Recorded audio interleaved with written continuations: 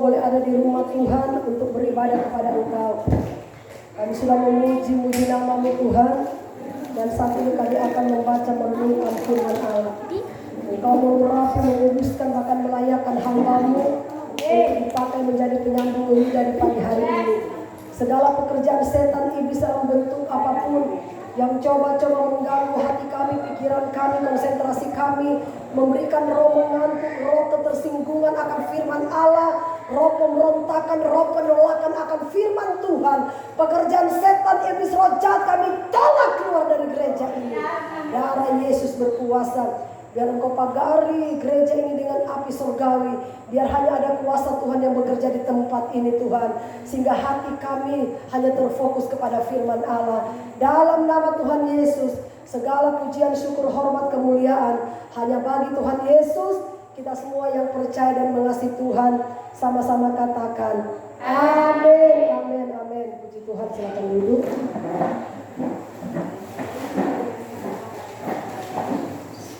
Mari saudara, kita akan buka Alkitab Mazmur yang ke-90 ayatnya yang ke-12. Mazmur 90 ayatnya yang ke-12.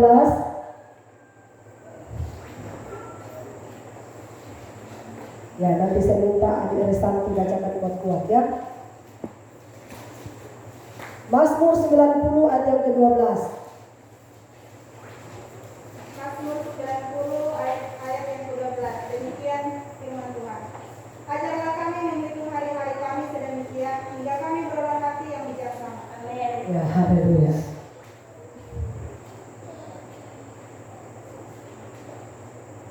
Ya, puji Tuhan, Bapak Ibu Saudara yang diberkati oleh Tuhan Yesus.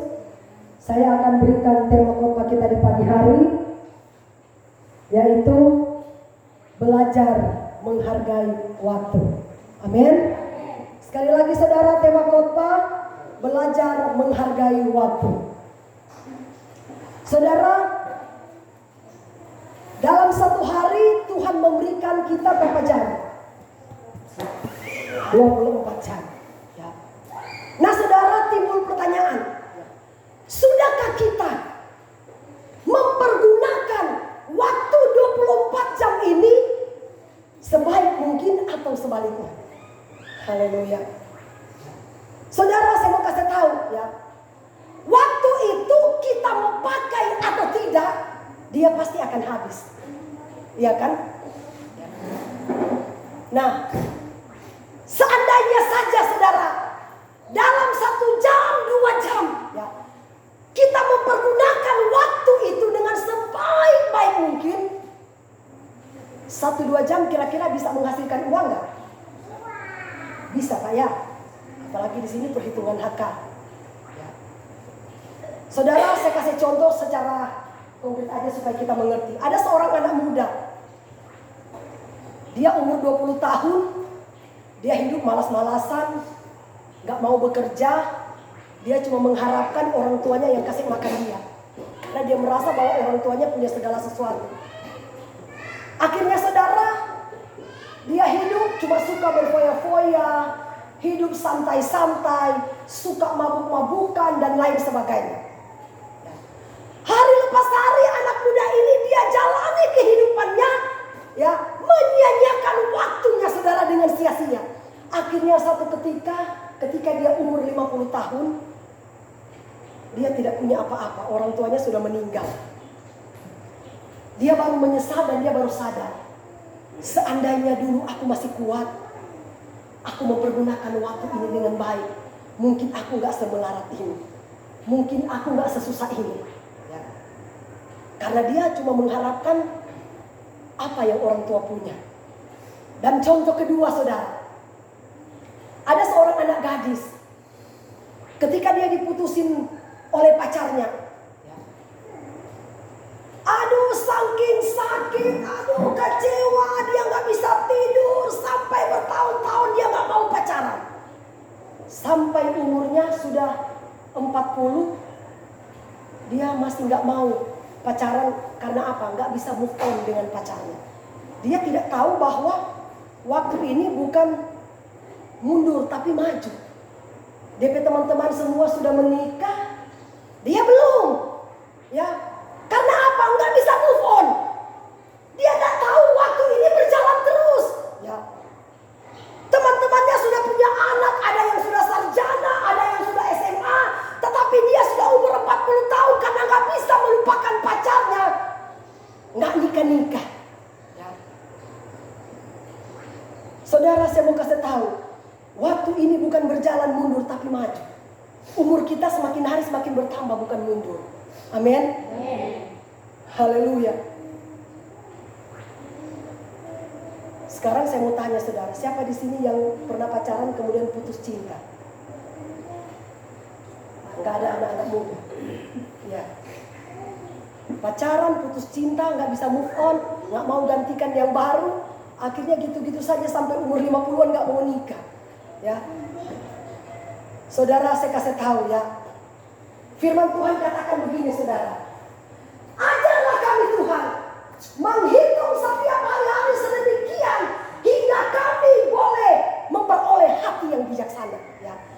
Tuhan menginginkan supaya kita mempergunakan setiap hari, setiap waktu, setiap jam yang Tuhan berikan buat kita. Saudara, ada 1x24 jam. Saudara, kita pergunakan dengan sebaik-baiknya. Ya. Saya percaya saudara, kalau kita mempergunakan waktunya Tuhan dengan sebaik mungkin saudara, maka kita akan memperoleh sesuatu ya yang benar-benar bisa membahagiakan hidup kita. Entahkah itu berkatkah, entahkah itu jodohkah, entah itu apa saja saudara. Yang penting kita pergunakan waktu ini dengan sebaik-baik mungkin. Haleluya. Saudara, ada seorang ibu. Dia datangin pendetanya.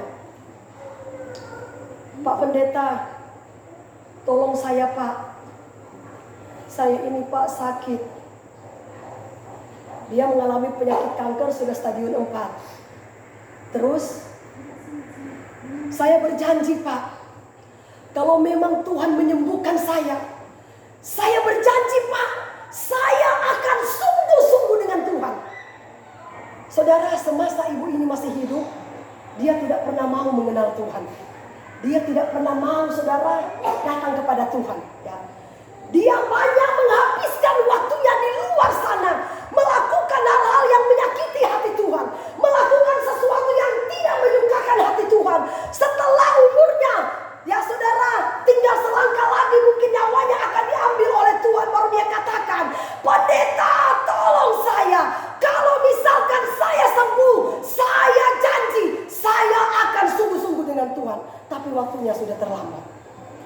Kanker sudah menggerogoti tubuhnya bahkan stadium 4. Akhirnya dia tidak tertolong dan dia meninggal. Timbul pertanyaan, kenapa Tuhan gak menolong dia? Bukan Tuhan gak menolong, bukan.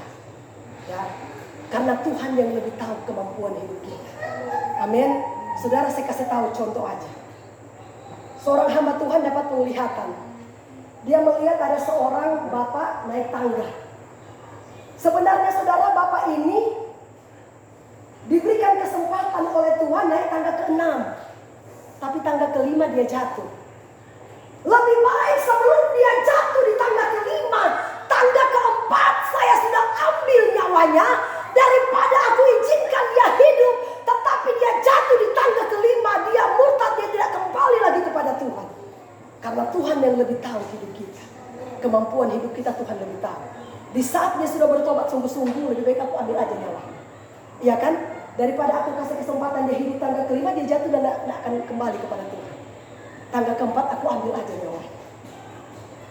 Karena Tuhanlah yang berkuasa atas hidup kita. Amin. Haleluya. Saudara, makanya Alkitab katakan, ya, ajarlah aku Tuhan. Ya, ajarlah aku Tuhan, supaya aku boleh menghitung setiap hari-hari yang sisa yang aku jalani, biar aku pergunakan semuanya untuk hormat kemuliaan nama Tuhan. Bukan kita banyak melakukan hal-hal yang tidak baik di luar sana. Amin. Tetapi mari saudara, kita mempergunakan waktu yang sisa. Saudara, kalau kita belajar menghargai setiap waktu kita, anggaplah besok kita sudah mau mati. Iya kan? Kalau kita sudah tahu bahwa Tuhan katakan begini, besok aku akan jemput kamu, pasti kita akan sungguh-sungguh, pasti kita akan berjuang, pasti kita akan berusaha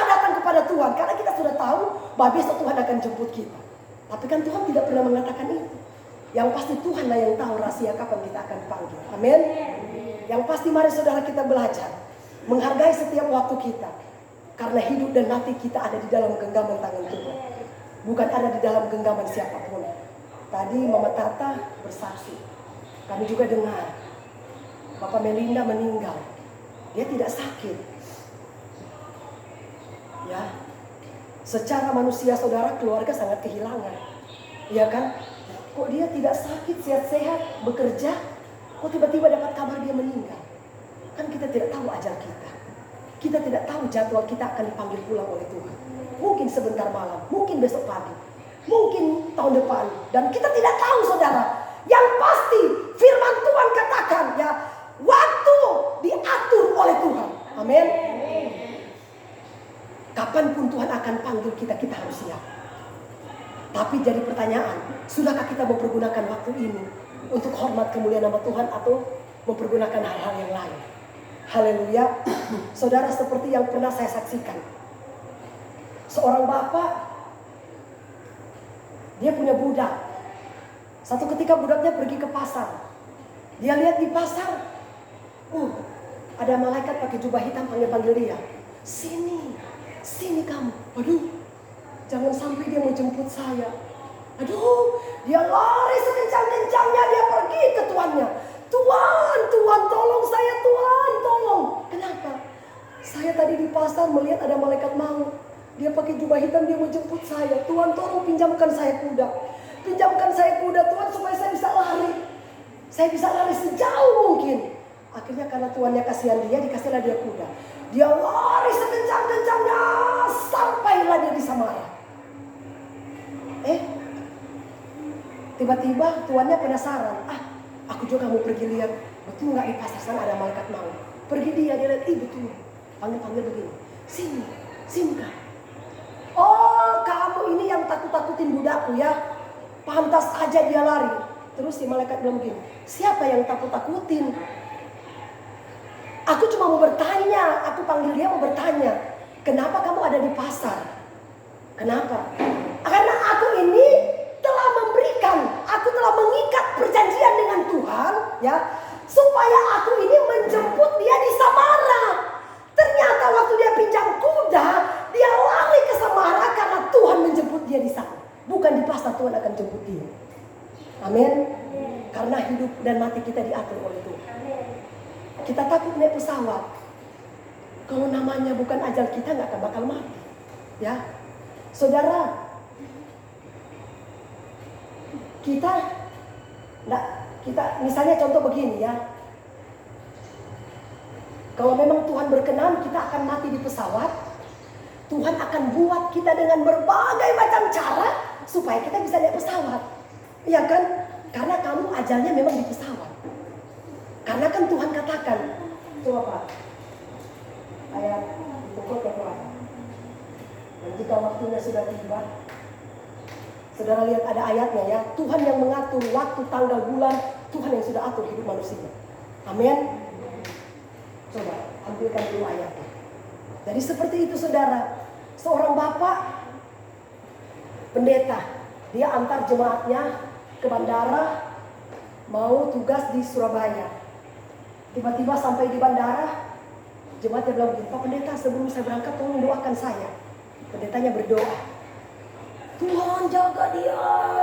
Aduh, waktu tinggal 5 menit mau berangkat, pendeta doa sampai mau 1 jam.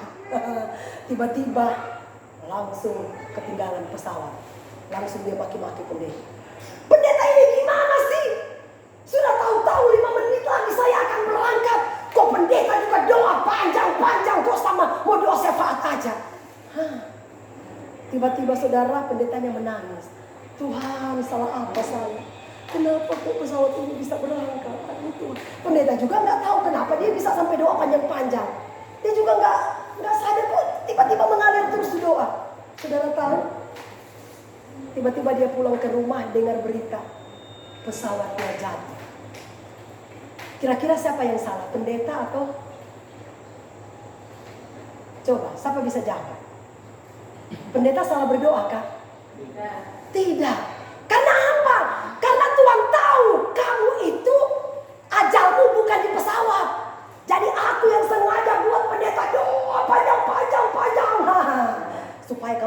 penerbangan pesawat, semua penumpang meninggal, nggak ada satupun yang selamat.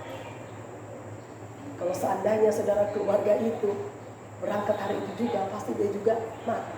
Tapi karena belum ajalnya, Tuhan punya cara menghambat. Amin. Karena waktu kita diatur oleh Tuhan. Saudara lihat ya. Jikalau hari-harinya sudah pasti dan jumlah bulannya sudah tentu padamu dan batas-batasnya sudah kau tetapkan sehingga tidak dapat dilangkahi oleh manusia. Amin. Ajal kita ditentukan oleh Tuhan. Kapan waktu, bulan, tanggal, Tuhanlah yang telah menentukan semuanya. Amin. Yang pasti mari saudara, di akhir khotbah saya, selagi Tuhan masih berikan kita nafas, pergunakanlah waktu yang sisa ini untuk hormat kemuliaan nama Tuhan. Bukan kita habiskan di luar sana dengan hal-hal yang sia-sia. Amin.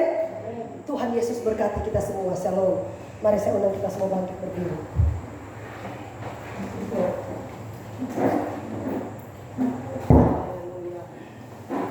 Musim akan selalu berganti. Amin. Kami percaya Tuhan Yesus, setiap hari ada musim. Terkadang ada musim panas, terkadang ada musim hujan. Terkadang ada musim dingin, terkadang ada musim gugur, dan lain sebagainya. Meskipun Tuhan, musim ini selalu berganti, tapi kasih setia Tuhan tidak akan pernah berubah bagi anak-anak yang sungguh-sungguh kepada Engkau Tuhan. Terima kasih Tuhan Yesus. Glory bagi nama-Mu Yesus. Amin. Haleluya. Glory.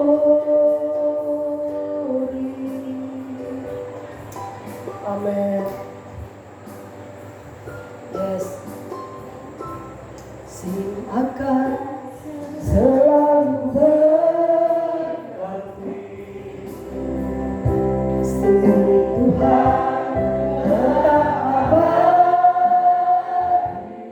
tak pernah berubah, akan berubah selamanya. Ku tetap percaya, ku yakin Tuhan, ku yakin Tuhan.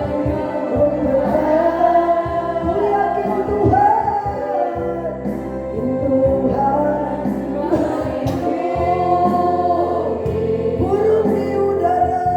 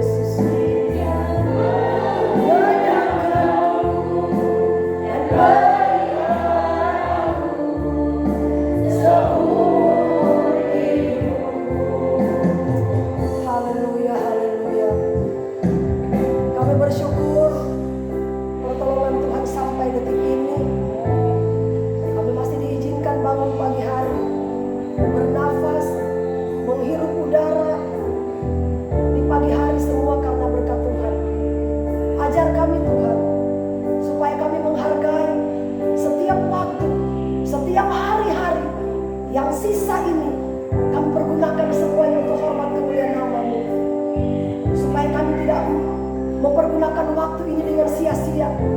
Kami menghabiskan waktu ini dengan tidak berguna Tuhan. Tapi kami boleh mempergunakan untuk memuliakan nama Tuhan. Terima kasih Tuhan Yesus.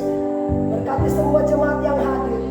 Bagi jemaat yang tidak hadir, Tuhan punya cara untuk membawa mereka pulang ke rumah Tuhan.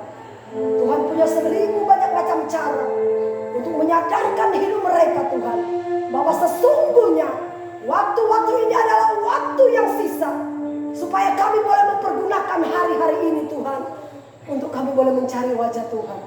Terima kasih Tuhan, ampuni dosa kami Tuhan Yesus. Meteraikanlah firman-Mu dalam hati kami. Dalam nama Yesus, segala pujian, syukur, hormat, dan kemuliaan hanya bagi Tuhan Yesus. Kita semua yang percaya dan mengasihi Tuhan, sama-sama katakan, amin, amin.